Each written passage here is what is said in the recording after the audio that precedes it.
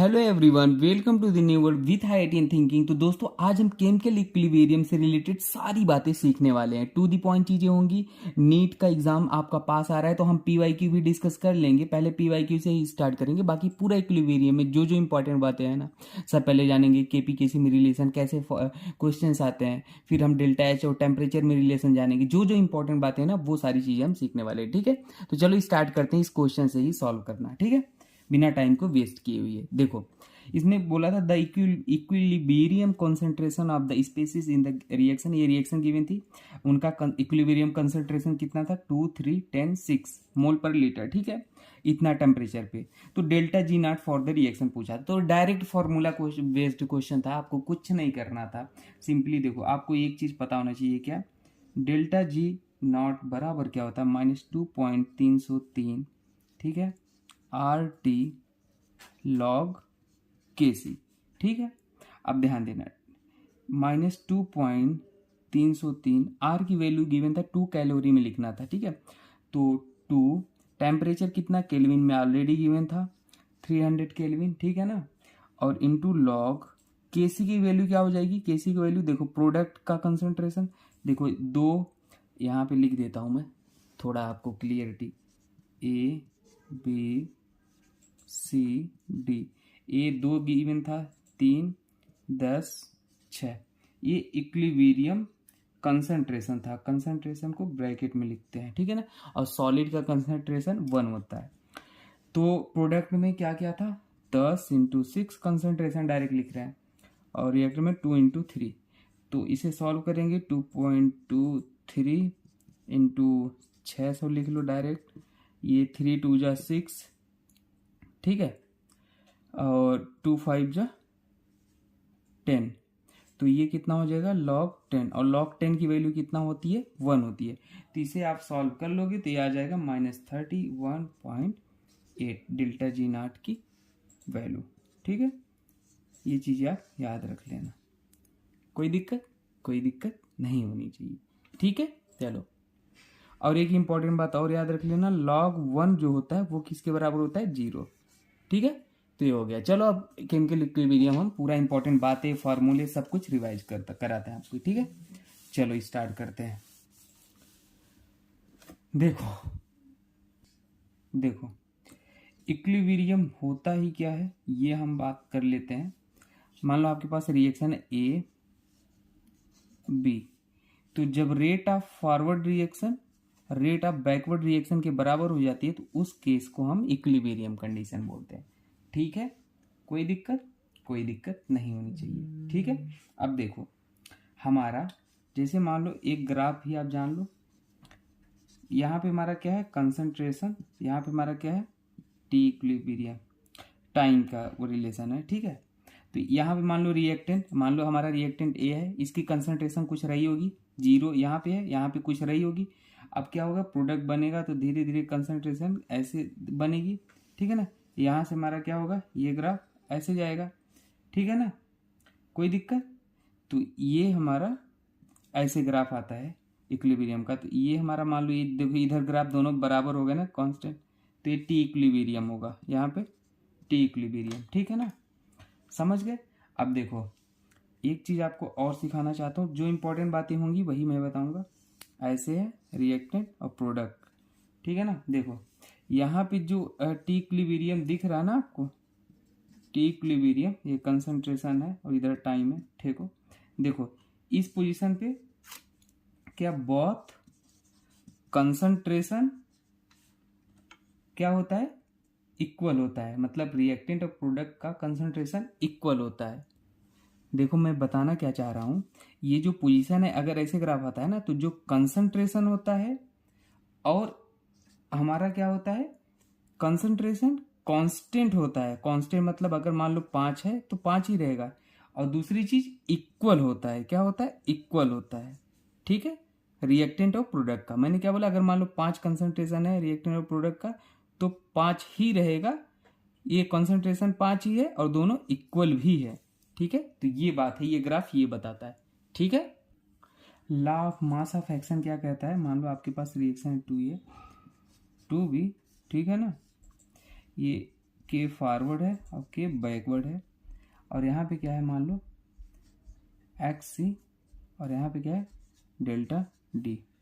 ठीक है, तो ये जो law of mass of action होता है वो क्या कहता है, the rate of reaction is directly proportional to the product of the active masses of the reactant to the power of respective stoichiometric coefficient. जैसे देखो रेट ऑफ फॉरवर्ड रिएक्शन लिखना है तो क्या होगा, ये कंसंट्रेशन के क्या होता है डायरेक्टली होता है, रिएक्टेंट किसके कंसंट्रेशन, रिएक्टेंट, तो ये रिएक्टेंट का कंसंट्रेशन डायरेक्टली, और हमारा पावर क्या लगा दोगे मान लो अल्फा, और यहाँ पे क्या है बीटा है। ठीक है ना, इंडिपेंडेंट होता है ये स्टोइकियोमेट्रिक कोएफिशिएंट के।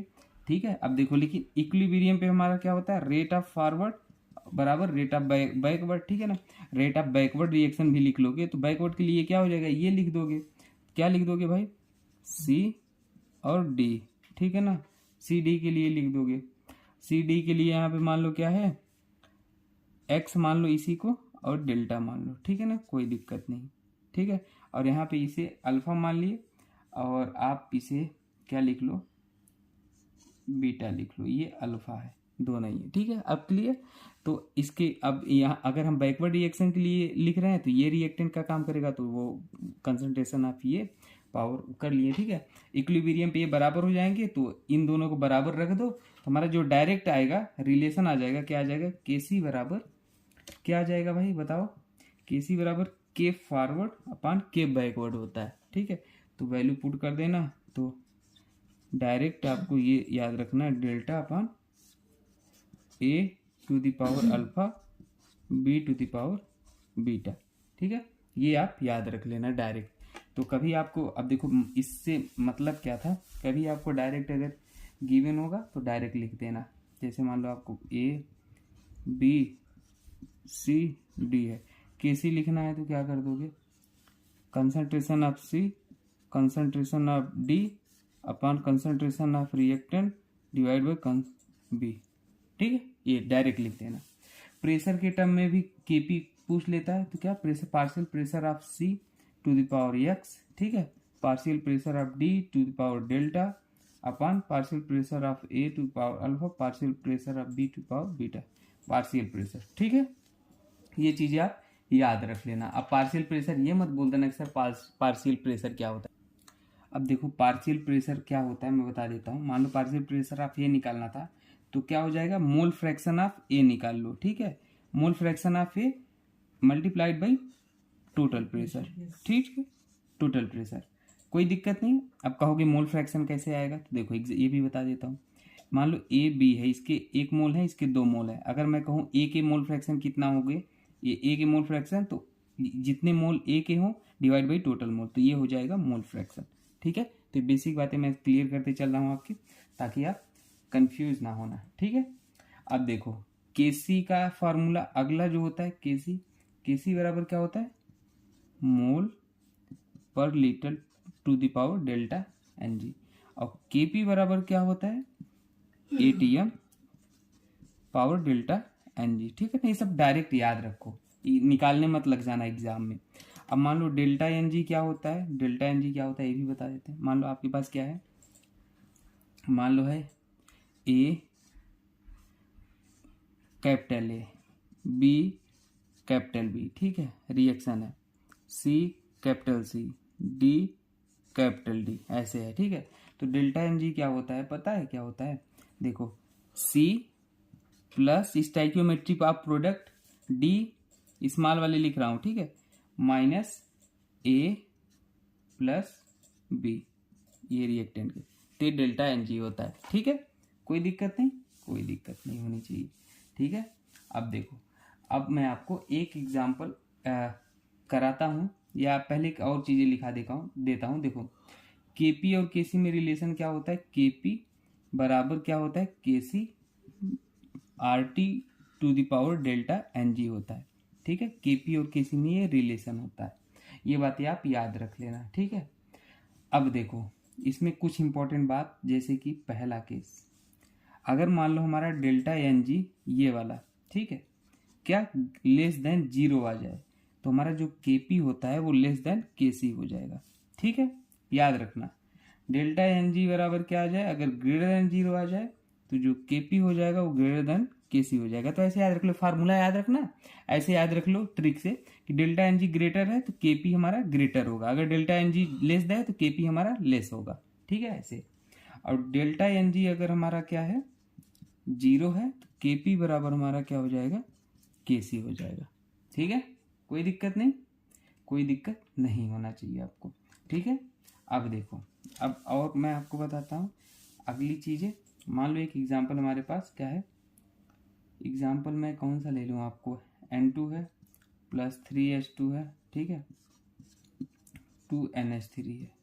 तो इसमें देखो डेल्टा एन जी कितना आ रहा है, KP KC में रिलेशन बताएं। डेल्टा एन जी क्या हो जाएगा, प्रोडक्ट में हमारा 2 है, रिएक्टेंट में 3 और 1 है, 4 है तो बराबर -2। डेल्टा एन जी क्या आ गया हमारा लेस देन 0 आ गया, मतलब हमारा KP लेस देन KC आएगा। ठीक है, डायरेक्ट। ठीक है, तो कोई दिक्कत नहीं होनी चाहिए। चलो आगे बढ़ते हैं। ठीक है, अब ध्यान देना, क्या ध्यान देना, अगर क्या K हमारा क्या हो रहा है स्टेबल है, मतलब प्रोडक्ट अगर हमारा क्या है बोल रहा है स्टेबल है, तो इसका मतलब ये है कि हमारा जो K है वो इंक्रीज है।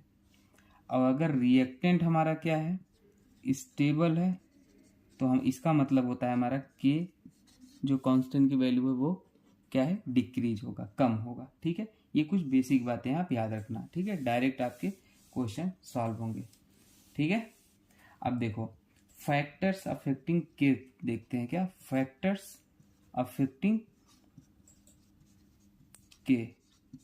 ठीक है, फैक्टर्स अफेक्टिंग K डायरेक्ट याद रख लेना। हमें आपको एक फार्मूला पता है, quant of equation K2 upon K1, ठीक है ना, डेल्टा H अपान 2.303 R 1 अपान T1 माइनस 1 अपान T2। ठीक है, तो दो कंडीशन इसमें याद रख लेना, एक हमारा क्या याद रख लेना एंडो के लिए और एक याद रख लेना एक्सो के लिए। तो इंपॉर्टेंट बातें हैं, याद रखना है। एंडो के लिए हमारा डेल्टा H जो होता है वो क्या होता है पॉजिटिव होता है, एंडो के लिए डेल्टा H क्या होता है नेगेटिव होता है। तो अभी आप याद ही रख लो, इसको तो मैं समझाऊंगा भी, बहुत ही आसान है, पर कोई दिक्कत नहीं, याद रख लो। ठीक है ना, यहाँ पे T1 क्या होगा T2 से बड़ा होगा। ये हमारा डेल्टा H पॉजिटिव तभी आएगा जब हमारा T1 क्या हो T2 से T2 हमारा T1 से बड़ा हो। ठीक है, और ये डेल्टा H नेगेटिव तभी आएगा जब T1 हमारा क्या हो, बताओ भाई, T1 हमारा, तो देखो इसके लिए भी हमारा T2 ग्रेटर देन T1 होगा। ठीक है, अब यहाँ पे जो इम्पोर्टेंट बात समझने वाली थी ना, यहाँ पे जो log K2 अपान K1 आएगा ना वो क्या आएगा नेगेटिव आएगा इस केस में, लेकिन यहाँ पे log K2 अपान जो K1 आएगा ना यहाँ पे क्या आएगा पॉजिटिव आएगा। हमको डेल्टा एच नेगेटिव बनाना है, delta H positive delta H negative बनाना है, तो ये चीज़ याद रख लेना। तो इस केस में हमारा K2 ग्रेटर देन क्या आ जाएगा K1 आएगा। ठीक है, लेकिन इस केस में हमारा K1 ग्रेटर देन K2 आ जाएगा। ठीक है, इस केस में temperature inversely proportional to K होता है। ठीक है, याद रख लेना, इस केस में एक्सो, और इस केस में हमारा K directly proportional to T होता है। ठीक है, तो ये इंपॉर्टेंट था, ये इंपॉर्टेंट था, ये इंपॉर्टेंट था, ये ठीक है, ये याद रखना, ये भी इंपॉर्टेंट था और ये वाला कम इंपॉर्टेंट था, पर इसे भी याद रखना। ठीक है, हम चीज़ें जल्दी जल्दी रिवाइज करा रहे हैं आपकी। ठीक है, चलो आगे बढ़ते हैं। ज़्यादा मैथमेटिक्स सॉल्व नहीं करते हैं। ठीक है, मैथ सॉल्व कर लेंगे, वैसे मैं मैथ का ही स्टूडेंट रहा हूँ, पर मैं आपको ज़्यादा मैथ में उलझाना नहीं चाह रहा था, इसलिए बोला याद कर लो। ठीक है, अब देखो अगला चीज़ मैं बताता हूँ कुछ इंपॉर्टेंट बातें, जैसे आपको मान लो गिवन होता है, ठीक है, A B, ठीक है ना, यहाँ पे क्या गिवन है K1, और हमने क्या बोला, बोलो B उल्टा कर दिया ऊपर वाले को, A हो गया। यहाँ पे हमारा K2 है, तो आप क्या लिख सकते हो K2 बराबर हमारा क्या है 1 अपान K1, क्योंकि K1 को हमने उल्टा कर दिया है। देखो ये A से B था, इसी B को A से कर दिया, तो K2 बराबर 1 अपान K1 लिख लो। ठीक है, उल्टा कर देते हैं जब रिएक्शन को हम इंटरचेंज करते हैं, तो ये हमारा कांस्टेंट जो लिखा जाता है ना वो ऐसे लिखा जाता है। अब मान लो अगर मान लो आपके पास A है B है, यहाँ पे हमने क्या मल्टीप्लाई कर दिया x से मल्टीप्लाई कर दिया। ठीक है, ठीक है, तो हमारा क्या हो जाएगा ये हमारा K1 था, तो K2 हमारा क्या हो जाएगा बताओ, K2 बराबर K1 में x से मल्टीप्लाई कर दिया है तो ये हो जाएगा। ठीक है, कोई दिक्कत, कोई दिक्कत नहीं। तीसरा केस लिख देते हैं। तीसरा केस मान लो हमारा A से B बन रहा है और यहाँ पे C से D बन रहा है। एक K1 है और ये K2 है। ठीक है, हमें क्या करना है, A प्लस C कर रहे हैं और B प्लस D कर रहे हैं, तो ये हमारा K3 क्या आ जाएगा, अगर रिएक्शन को ऐड कर रहे हो तो हमारा जो कांस्टेंट है वो मल्टीप्लाई हो जाता है। ठीक है, ये बातें आप याद रख लेना, बेसिक बेसिक बातें हैं। ठीक है, चलो अब आगे बढ़ते हैं। केमिकल इक्विलिब्रियम हम आपका रिवीजन करा रहे हैं। आगे हम देते हैं degree of dissociation. Degree of dissociation क्या होता है, number of dissociated mole, short में लिख देता हूँ, number of dissociated mole, initial मोल कितने थे। ठीक है, divide by initial mole, dissociated mole, initial मोल। ठीक है, अब देखो इसमें क्या होता है, मान लो मेरे पास क्या है, ए है, बी है। ठीक है, इसके इनिशियल मोल मान लो कितने थे, कुछ भी मान लो 5 थे, यहाँ पे कितने थे, 0 थे। और हमने क्या, टी इक्विलिब्रियम पे कितने, मान लो x डिसोसिएट हो गए, 5 माइनस एक्स डिसोसिएट हो गए, जितने डिसोसिएट हुए उतने ही बनेंगे। तो डिग्री ऑफ डिसोसिएशन क्या हो जाएगा हमारा, क्या हो जाएगा बोलो, कितने डिसोसिएट हुए, ये x, इनिशियल में कितने थे हमारे, देखो 5, ये इनिशियल था, ये डिसोसिएट कितने हुए, x, तो x यही होता है डिग्री ऑफ डिसोसिएशन। ठीक है, कोई दिक्कत नहीं, कोई दिक्कत नहीं होना चाहिए आपको। ठीक है, अब देखो अगला केस। अगला केस, बहुत सारे केसेस हैं। मान लो मेरे पास क्या है, 5A और B है, तो इनिशियल मोल हमारा कितना है, 5 है और ये 0 है।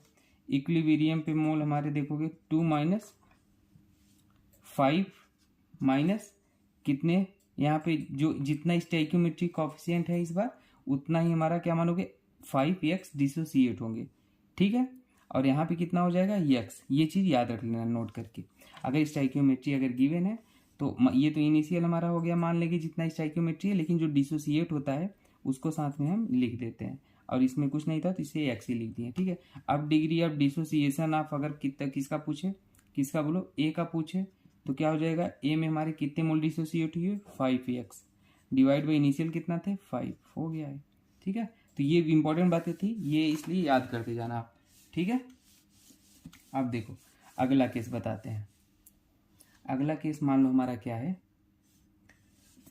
देखो मान लो मेरे पास है a प्लस 5b और क्या है c, तो यहाँ इनिशियल मोल क्या है, इनिशियल मोल आप क्या मानोगे, अपने से मान लो, जो भी मानना हो मान लो। मान लो आपके पास है 4, ठीक है, यहाँ पे कितना है 7 और ये 0। अब यानी इक्विलिब्रियम पे आप क्या देखोगे, ये आपको वो कंडीशन है जब आपको इनिशियल मोल गिवन होगा। ठीक है, जब इनिशियल मोल नहीं गिवन था तो आप स्टोइकियोमेट्री को मान लिए, इस बार गिवन है, तब देखो यानी इक्विलिब्रियम पे क्या हो, कितना डिसोसिएट हुआ, मान लो x, तो 4 माइनस एक्स। ठीक है ना, 4 माइनस एक्स, यहाँ पे क्या हो जाएगा 7 माइनस ये वाला माइनस करना 5x, समझ रहे हो ना, यहाँ पे गिवन था तो 7 हमारा ये कितना डिसोसिएट हो रहा है x, और इसको मल्टीप्लाई कर देना, और यहाँ पे कुछ नहीं, हाँ तो देखो मैं क्या बोला, यहाँ पे x हो जाएगा। ठीक है, अब अगर मैं आपसे पूछूं कि डिग्री ऑफ डिसोसिएशन बताइए, किसका डिग्री ऑफ डिसोसिएशन बताइए, किसका बताइए, ए का बताइए, तो कितना हो जाएगा, डिसोसिएट कितना हो रहा है बोलो भाई, डिसोसिएशन आपको देखना है कितना डिसोसिएट हो रहा है, यहाँ पे बोलो x हो रहा है, तो x इनिशियल में कितना था, 4 था, डिवाइड बाई 4। ठीक है, तो ऐसे सबका निकाल लेना आप। ठीक है, कोई दिक्कत नहीं। अगला केस हम और ले लेते हैं, मान लो। ठीक है, देखो डिग्री ऑफ डिसोसिएशन में इसका एप्लीकेशन भी मैं आपको थोड़ा सा बता देता हूँ। ठीक है, जो जो इंपॉर्टेंट बातें हैं, मान लो आपको केसी निकालना है ना, केसी निकालने में इसका एप्लीकेशन है, कैसे मैं बताता हूँ। मान लो आपके पास क्या है, ए है, बी है, ठीक है, और यहाँ पे क्या है, एक्स है, या प्रोडक्ट मान लो, प्रोडक्ट बन रहा है, ठीक है, पी है। तो मान लो आपको इनिशियल मोल यहाँ पे गिवन है, कितना कितना गिवन है, ए बी और इसका प्रोडक्ट में तो बना ही नहीं होगा कुछ, तो ये 0 रहेगा। अब इक्विलिब्रियम पे इसको आप बोलोगे तो कितना, मान लो ए में से कितना डिसोसिएट हो गया, एक्स, बी में से एक्स, और ये एक्स बन रहा होगा। अब देखो कंसंट्रेशन आप निकालोगे इक्विलिब्रियम पे तो क्या होता है, ये मोल है, ये माइनस एक्स, मोल्स को डिवाइड कर दो वॉल्यूम से तो कंसंट्रेशन आ जाता है, तो डिवाइड बाई वी, और एक्स डिवाइड बाई वी। ठीक है। अब केसी क्या होता है, इक्विलिब्रियम पे प्रोडक्ट का कंसंट्रेशन कितना है, ये, तो प्रोडक्ट डिवाइड बाई ये रिएक्टेंट का कितना है, X upon V into B minus X upon V. तो ये होता है केसी का रिलेशन। ठीक है, समझ रहे हो। अब देखो यहाँ पे मैं क्या बता रहा था आपको, डिग्री ऑफ डिसोसिएशन का रोल कहाँ पे आता है। ठीक है, तो देखो ये डिसोसिएशन ही तो है, ठीक है ना। केसी में कैसे निकलता है डिसोसिएशन, ये हो गया। अब मान लो प्रेशर वाला भी आपसे पूछता है, तो प्रेशर वाला भी मैं आपको बताता हूँ। जैसे मान लो ए है, बी है, ठीक है, और यहाँ पे प्रोडक्ट बन रहा है, तो इनिशियल में कितना है, ए है, बी है, ये 0 है। इक्विलिब्रियम पे ए माइनस एक्स डिसोसिएट हो गया, बी माइनस एक्स, और ये एक्स बन रहा है। ठीक है, तब देखो अब आप क्या करोगे, यहाँ पे हम क्या निकालेंगे, बोलो, मोल फ्रैक्शन। मोल फ्रैक्शन आप क्या निकालेंगे, इक्विलिब्रियम पे ये मोल फ्रैक्शन निकालेंगे। तो मोल फ्रैक्शन मान लो ए का कितना आ जाएगा, तो ए का मोल फ्रैक्शन कितने मोल है इसमें, देखो एक्स, ए माइनस एक्स है, ठीक है ना। इक्विलिब्रियम पे निकालना है तो इक्विलिब्रियम वाला मोल लिए, डिवाइड बाई टोटल मोल कितने हैं, तो टोटल करोगे तो कितना आ जाएगा, इसे टोटल कर दो, A minus X plus B minus X plus X, X X cut गया तो हमारा क्या है, A minus X plus B. ठीक है, अब ये आया। ऐसे ही हम किसका, बी का निकालेंगे, तो बी माइनस एक्स बाहर total mole A minus X plus B minus X plus X, X X cut गया तो ये आ गया बी का।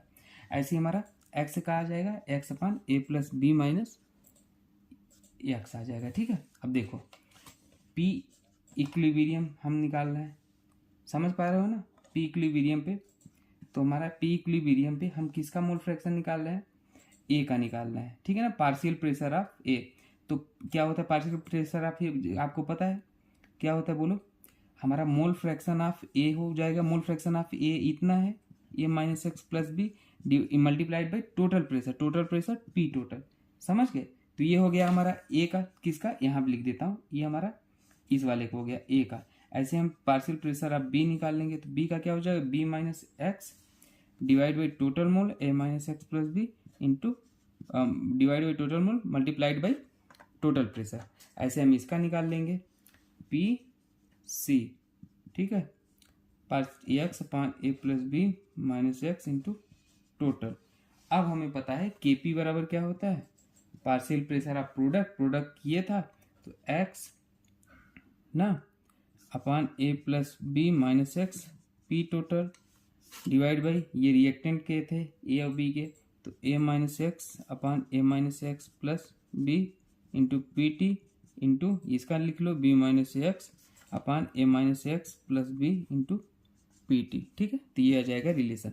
तो ऐसे आपको एग्जाम्पल के रूप में दे सकता है, तो आप निकाल लोगे। ठीक है, कोई दिक्कत की बात है नहीं। ठीक है, रिवाइज कर लेना।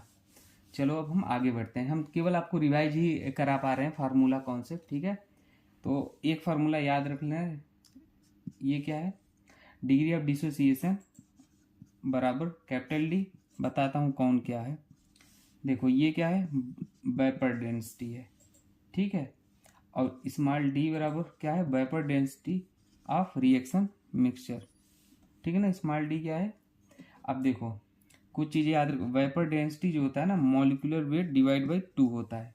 ठीक है, यानी क्या है, मोल है। सारी चीज़ें हो गई और कुछ रह गई, तो ये फार्मूला डायरेक्ट क्वेश्चन आते हैं, तो ये भी आप याद रख लेना। ठीक है, ये हो गया। अब ली चैटेलियर प्रिंसिपल की बात हम कर लेते हैं लास्ट में। ली चैटेलियर प्रिंसिपल, ठीक है, कुछ नहीं इसमें, मान लो हम क्या ही बोल दें, बहुत सिंपल है इसमें। मान लो हमारे पास एक रिएक्शन है ए बी, ठीक है, सी डी।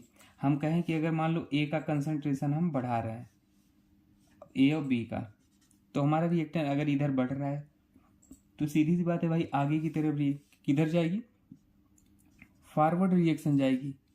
अगर हम इसका कंसंट्रेशन बढ़ाएंगे तो इसका बढ़ाएंगे तो भाई ज़्यादा होगा, तो वो इधर जाएगा, तो इधर से बैकवर्ड की तरफ जाएगी। तो इसमें कोई दिक्कत की बात है नहीं। अगर ये रिएक्टेंट का कंसंट्रेशन बढ़ाओगे तो आगे जाएगी, और प्रोडक्ट का कंसंट्रेशन बढ़ाओगे तो इधर जाएगी। और रिएक्टेंट कंसंट्रेशन जस्ट डिक्रीज करोगे, समझ रहे हो, तो वो बैकवर्ड जाएगी। अगर इसे बढ़ाओगे तो आगे जाएगी रिएक्शन फॉरवर्ड, घटाओगे तो पीछे आएगी। ठीक है, तो ये हो जाती हैं चीज़ें आपसे। जैसे मान लो N2 है, 3H2 है, 2 अमोनिया बन रहा है। ठीक है, तो इसमें आपको रिएक्शन कह रहा है कि फॉरवर्ड ले जानी है, तो क्या करोगे, N2 का कंसंट्रेशन बढ़ा दो या 3H2 का बढ़ा दो, रिएक्टेंट का कंसंट्रेशन बढ़ा दो तो फॉरवर्ड चली जाएगी। अगर कहीं रिएक्शन बैकवर्ड ले जानी है तो क्या करना है, इसका कंसंट्रेशन घटा दो किसी का, तो बैकवर्ड जाएगी। ठीक है, तो ऑप्शन में दिया रहेगा, आप कर लेना। ठीक है, अब ध्यान देना, डेल्टा Ng अगर क्या आ जाए, 0 आ जाए, तो ये प्रेशर द्वारा अफेक्टेड नहीं होती है। ठीक है, कोई दिक्कत नहीं। अब टेम्परेचर का भी, इफेक्ट ऑफ टेम्परेचर का भी बता देता हूँ थोड़ा। टेम्परेचर, ठीक है ना, देखो अगर टेम्परेचर बढ़ाओगे तो हीट गिवन टू रिएक्टेंट, लिख लो शॉर्ट में, reactant will lead forward direction, rate of reaction forward direction होगा। अगर मान लो क्या बोल रहा है, अगर हमारा टेम्परेचर बढ़ा रहे हो, ठीक है ना, तो हमारा क्या होगा, एंडोथर्मिक अगर रिएक्शन है, मतलब डेल्टा H पॉजिटिव है, ठीक है, तो हीट गिवन, अगर रिएक्टेंट को हीट दोगे तो हमारा फॉरवर्ड डायरेक्शन में रिएक्शन जाएगी। बात समझ पा रहे हो आप। जैसे मान लो हमारे पास क्या है, A है और हीट है, ठीक है, और यहाँ प्रोडक्ट बन रहा है, तो देखो हीट यहाँ रिएक्टेंट को गिवन दी जा रही है, ठीक है ना, तो हमारा क्या हो जाएगा, रिएक्शन हमारा फॉरवर्ड डायरेक्शन में जाएगा। ठीक है, हीट देना मतलब कहीं ना कहीं टेम्परेचर बढ़ रहा होगा, ठीक है, और टेम्परेचर जैसे घटाओगे तो बैकवर्ड डायरेक्शन प्रोसीड होगी, ऐसे वाइस वर्सा कर लेना। ठीक है ना, बेसिक बातें आप याद रखना चीज़ें। अब देखो इफेक्ट ऑफ कैटलिस्ट हम बताते हैं ना, इफेक्ट ऑफ कैटलिस्ट, कैटलिस्ट कोई इफेक्ट नहीं डालता है, सिंपल। ठीक है, सिंपल। और इनर्ट गैस का इफेक्ट आप जानते हैं, इनर्ट गैस का इफेक्ट, इनर्ट गैस क्या करता है, देखो इनर्ट गैस कोई इफेक्ट नहीं करता है। ठीक है, इनर्ट गैस भी हमारा क्या करेगा, कोई इफेक्ट नहीं करेगा इक्विलिब्रियम को, इक्विलिब्रियम पे रेट को। ठीक है, अब देखो लेकिन at constant pressure, constant pressure पे हमारा क्या होगा, अगर प्रेशर हमारा क्या है, कांस्टेंट है, तो उस केस में रिएक्शन हमारा उधर जाएगी, रिएक्शन हमारा उस साइड जाएगी जहाँ पे नंबर ऑफ मोल्स क्या है, ज़्यादा है। ठीक है, क्या मैंने बोला, कांस्टेंट प्रेशर पे। अगर प्रेशर हमारा घटाओगे तो हमारा मोल क्या होता है, बढ़ता है, ऐसे समझो। ठीक है, प्रेशर जो होता है वो इन्वर्सली होता है मोल के। ठीक है, अब देखो यहाँ पे आपको कन्फ्यूजन हो गया होगा, तो सिंपली मैंने ये बोला कि अगर प्रेशर को बढ़ाओगे, कांस्टेंट प्रेशर को छोड़ दो, कांस्टेंट प्रेशर है तो कोई बात नहीं, लेकिन हमने क्या बोला, अगर प्रेशर को बढ़ाओगे, ठीक है ना, तो उस केस में हमारा क्या होता है, रेट हमारा उस डायरेक्शन में शिफ्ट होता है जहाँ पे मोल क्या हो, कम हो। ठीक है, सिंपल। और प्रेशर अगर घटाओगे तो रेट हमारा उस डायरेक्शन में जाएगा जहाँ पे मोल हमारा बढ़े हुए हैं, सिंपल भाषा में। ठीक है, और इफेक्ट ऑफ कैटलिस्ट कोई इफेक्ट नहीं होता, इफेक्ट ऑफ इनर्ट गैस हमारा कोई इफेक्ट नहीं करता इक्विलिब्रियम पे। ठीक है, कोई दिक्कत नहीं होना चाहिए अब। ठीक है, ठीक है दोस्तों, बाकी कुछ डाउट हो तो कमेंट सेक्शन पूछ लेना। बाकी ये टॉपिक जब मैं पढ़ाऊंगा ना, ये तो रिवीजन चल रहा था, तो बिल्कुल एक एक चीज़ें डिटेल में पढ़ाऊंगा, जिस तरीके से मैंने ऑर्गेनिक पढ़ाया ना वैसे ही सब कुछ पढ़ाऊंगा, क्योंकि ये रिवीजन है, तो मैं चाहता हूँ कम समय में आप ज़्यादा से ज़्यादा चीज़ें रिवाइज कर पाओ। अब इसमें पूरा टॉपिक तो मैं पढ़ा नहीं सकता, ठीक है, तो जो चीज़ें आप पढ़े हो वो रिवाइज कर लो। ठीक है, बाकी कुछ डाउट हो तो पूछ लेना, और छोटी मोटी चीज़ें कभी कभी लिखने में मिस्टेक हो जाती हैं तो आप उसे समझ जाया करो। ठीक है, आप बड़े बच्चे, छोटे बच्चे नहीं, जैसे मैंने लिख दिया था कभी, हाँ डबल बॉन्ड के में ये 5 बॉन्ड बना दिया था कार्बन के, मेन कॉन्सेप्ट तो सही था ना, तो उसमें कमेंट आ जाते हैं, तो आप लोग छोटी मोटी चीज़ें जो आप समझ जाया करो। ठीक है, बाकी कुछ जो डाउट हो कमेंट में पूछ लिया करो, मैं बता दूंगा। ठीक है, थैंक यू।